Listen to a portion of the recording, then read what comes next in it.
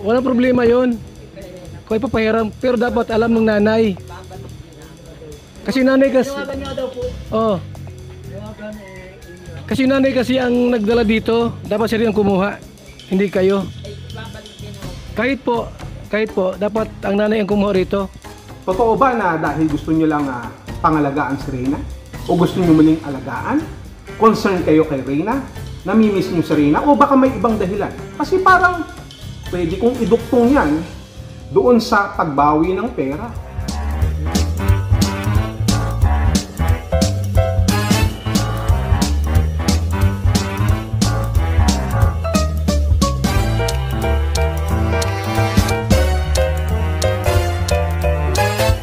Kunin na si Reyna, kukunin? Kukunin na si Reyna? Ay, di man pala. Sabi ko kunin. Ano sabi ni Tiyo? Sabi mo kukunin ni Reyna. Si Reyna baka na-miss lang ni Lola. Nami-miss lang. Ay, hiramin daw. Pwede po kasi ipaalam mo na sa sa nanay. Kung pag sinabi ng nanay na ipapahiram, wala problema sa amin. Tinawagan ko nga po si Melanie, kuya. Oh. Kuya, iramin mo yung bata. Walang problema yon. Kung ipapahiram, pero dapat alam ng nanay. Kasi nanay kasi... Tawagan niya daw po. Oh. Tawagan Kasi nanay kasi ang nagdala dito, dapat siya rin ang kumuha, hindi kayo. Ay, ibabalik din naman po. Kahit po, dapat ang nanay ang kumuha rito. Ako po ang pinakang-lola. Kaya nga tawagan mo yung nanay, kausapin niya. Tawagan ko lang po ulit. Pag sinabi na ni Melanie na kunin, walang problema sa amin. Kahit pa kami maghatid. Tawagan mo. Para alam namin, Nay, kasi mahirap yung kayo ang masunod kasi siya man nagdala sa amin, si Karina dito. In-explain ko nga po sa kanila. Oo nga niyo. Hindi naman po namin away din sa amin. Nay, ito halimbawa, kinuha nyo. Nagpayag kami. Hindi alam ni Melanie siya nagdala Karina dito. Ay, pupuntahan po na. Paano kung halimbawa may mangyari sa bata, kami sisining Melanie?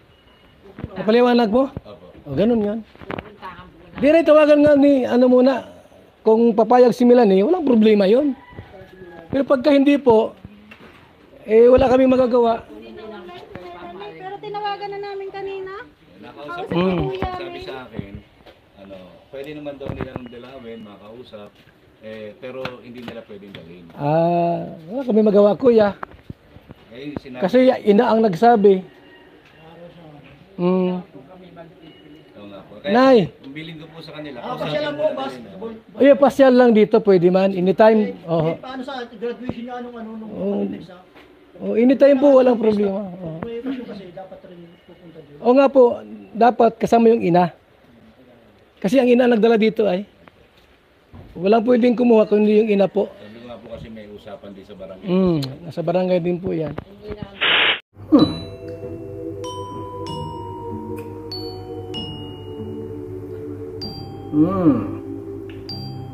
Nakita ko na naman tong si Tito ni Reyna at si Lola.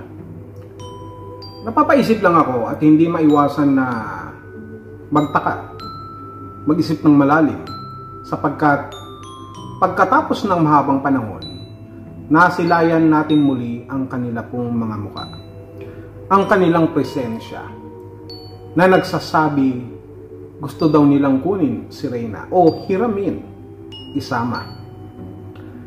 Ngayon naman, wala naman sanang problema sapagkat kapamilya naman nila si Reyna. May karapatan sila. Nandoon sila para daw hiramin o kunin pansamantala si Reyna. Sa kung anumang kadahilanan, marahil namimiss nila. Pwede namang pumunta sila at dumalaw, ika nga ni Kuya Bal, na kahit anumang oras na gusto nilang makita si Reyna. Pero, ibang usapan na pagdating sa pagkukunin nila si Reyna sapagkat nakalimutan na yata nila ang kasunduan sa barangay, ang kasulatan na hindi nila pwedeng kunin si Reyna kung walang pahintulot ng kanyang sariling ina. Yes, ng kanyang sariling ina sapagkat ito ang pinaka may karapatan kay Reyna. Hindi pa pwedeng basta-basta na lang gano'n na bigla mo na lang kukunin kahit sabihin pa nating hihiramin dahil alam nyo naman, maraming aliens ngayon ang nangunguha ng mga bata na hindi na binabalik. Of all those times, matagal na rin na panahon, maganda na ang kalagayan ni Reyna. Maayos na ang kanyang pag-iisip. Unti-unti siyang nagkakaroon ng tamang kamalayan dito sa mundong ito. And in fact, kakagraduate niya lang. Maganda ang progreso ng kanyang pag-aaral. At pagkatapos, bigla na lamang kukunin ulit. Anong gusto niyong mangyari ngayon? Maudlot ang paglago ni Reyna, ang kanyang pagiging matured, ang kanyang pagiging okay. Ba, hindi okay yan? Kapag gano'n ang nangyari. Kung talagang malinis ang intensyon nyo, hindi ko naman sa sinasabing masama ang inyong intensyon o mayroon kayong ibang motibo, Lola, Tatay Nestor, Uncle, hindi ko naman sinasabi na gano'n. Sapagkat kagaya ng ating nalalaman at alam naman ng lahat, may karapatan kayo sa bata sapagkat kayo ay ang kanyang pamilya. May karapatan kayo kay Reyna.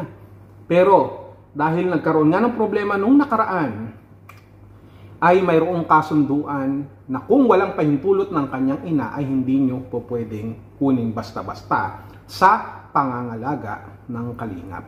Hindi naman pinagdadamot pwede nyo ang dalawin. Pero nakakapagtaka lamang at nakakapag-isip tayo ng hindi maganda sapagkat napaka-coincidence naman. Diba?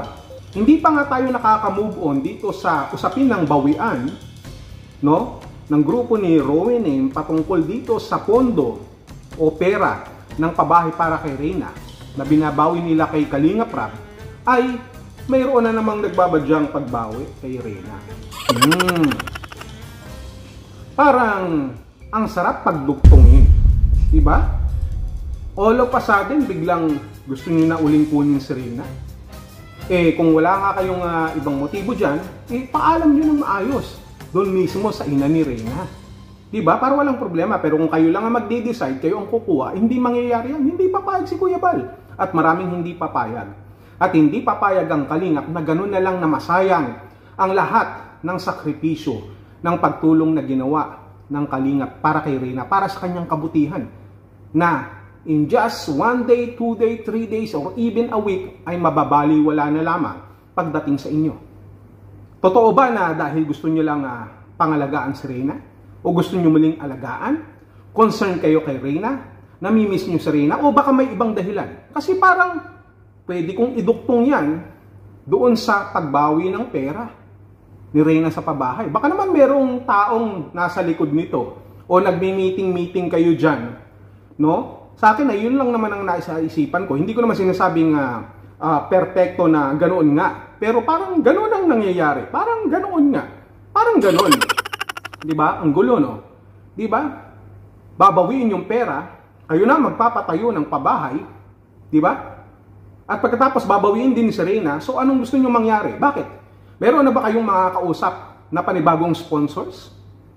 Pagkatapos ng pagbawi ng pera ni Reyna sa pabahay, babawiin nyo rin naman si Reyna?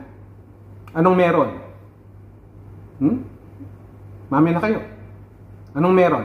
Napagmimitingan nyo ba yan? Abay, kung nagmimiting kayo ng ganyan, no, na gusto nyong kunin si Reyna at masolo si Reyna para sa inyong sariling kapakanan at pinupulit nyo yung utak nila Lola at ni Tatay Nestor at ng kanyang uncle, aba, galing-galingan nyo. Kasi lumang tugtugin na yan no? Akalaan nyo, nagkasabay-sabay, bawi sa pera dito, tapos ngayon babawiin si Reyna. Nagkataon lang, nagkakalimutan tayo na hindi pa pwede na basta nyong bawiin si Reyna. Dahil may kasunduan sa barangay. Diba? So, paano ngayon yan? Hindi nyo nakuha si Reyna doon sa lighthouse. Hindi binigay ni Kuya Bal. Pero pwede nyo makita. So, anong gagawin nyo ngayon? Umalis kayo. Diba? Mag-meeting kayo ulit. Pagplanuhan yung maigi kung paano nyo makukuha si Reyna. No? Yung mga sponsor dyan, kausapin nyo. No? Yung grupo na marahil nila, hindi ko sinasabing tuwiran, pero may tendency, no? May possibility na may kinalaman dito yung grupo nila Miss Rowenem. Diba? Ano na Ano na, baka nga mamaya niya, kasama pa si Mr. Joel Salcedo no? Sa pagdating sa usapin ng bawian talagang expert yan. Kalain mo yun, no? Nanghiram lang ako sa kanya saglit ng isang buwan ng 90s, binabawi niya agad, baka hindi ko na isuli sa kanya. Alam kong sa'yo yun, Joel, yung 90s na yun. Pero hinihiram ko lang naman. Huwag kang mag-alala, may isang salita ako. Huwag mo nang idamay dito yung ibang tao. Magpakabait ka na. Yun lang naman ang masasabi ko sa iyo, Joel. Baka kasi, nilalapitan ka rin ng mga sponsors nila Miss Robin at nilalapitan nyo rin itong pamilya ni Reyna para bawiin sa kalingap. Ang galing, no? Ang galing. Kaso lang, sablay no? Medyo galing-galingan nyo pa ang pag-iisip kung paano nyo makukuha si Reyna. No? Ang problema, ang pinakamatinding kalaban nyo dyan at sagabal sa plano nyo, yung mismong ina. Kapag hindi sinasabi ng kanyang ina, ng ina ni Reyna, na kunin nyo si Reyna, ay hindi po pwede. All you can do is just hope for the best. Cry a lot sapagkat hindi nyo makukuha si Reyna. Di ba kayo naaawa sa bata? Na parang pingpong dito? No? Pabalik-balik na lamang. Imbis na magpatuloy ang kanyang paggaling, totally ay nauudlot dahil sa mga pinaggagawa ninyo. Kami, o kung sino man dito, na tunay na may malasakit kay Reyna, mas gugustuhin pa nila na manatili si Reyna sa kalingap kung nakikita naman yung magandang progress ng kanyang kalusugan, ng kanyang pamumuhay, kasama na ang pag-aaral. Bakit ganun? Naisipan nyo uling kunin dahil ba tumatanggap na naman ng pera ng maraming suporta si Reyna? At alam na. Hindi ko naman sinasabing mukha kayong pera, pero marami pumapasok kasi sa isip natin, hindi maiwasan yan Diba? Kung wala talaga sa inyo yung ganitong mga motibo, kausapin nyo muna yung mismong ina ni Reyna para wala tayong problema. Kagaya nga na sinasabi ni Kuya Bal, kapag sinabi ng nanay ni Reyna na ibigay sa inyo, ay walang pagdududa at walang pag-aalinlangan na ihahatid pa mismo sa inyong pamamahay. Kayo mga kalingap, sa mga nakakapanood nito, hindi nyo ba iniisip na may kinalaman yung mga sunod-sunod na issue patungkol kay Reyna? Na pagkatapos ng tumanggap ng maraming suporta, no, ng maraming tulong sa kanyang kaarawan, tapos graduation, lahat na, may pabahay pa, bigla na lamang mabubuhay ang dating isyong pinagtalunan. Diba? What a coincidence. Sa lahat ng coincidence, ito yung napakagandang coincidence kung papabor sa inyo. Pero, I think you need to think of another plan sapagkat ang bilis mabuking Diba? Mabilis mabuking. Paano yan? Isip-isip muna. Galing-galingan nyo kasi yung mga taong nasa likod na yan. Hindi kayo makapag-isip ng tama. Magplano kayo ng maigi. No? You need to be smart. Ang hirap sa inyo, malamang nakuupo kayo noon sa ropor sa katabi ng mabahong basurahan. Sorry.